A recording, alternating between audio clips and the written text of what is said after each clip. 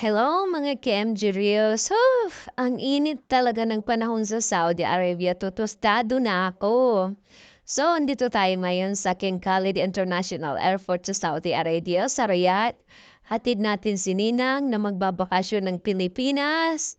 At bago tayo magpatuloy sa kanyang journey, ay nagutom ang aking ninang dahil nga po maaga kaming dumating at ang flight niya ay alas 6 pa.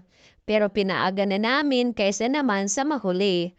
So, ayan, nagutom ang aking ninang. So, pumasok muna kami sa may hairpy para umorder ng aming makakain bago siya pumila at ipasok ang kanyang mga bagahe.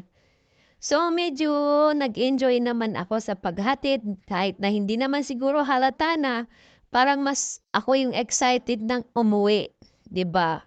So, yan after ng kain namin, nagdawar-dawar muna kami at pipila na rin si Ninang.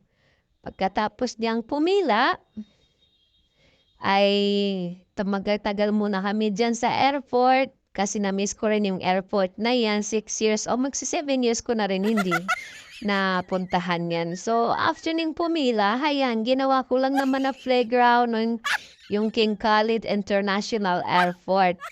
Parang ewan, tsaka, as in, siya na taong bundok. So, missionin ng see you soon.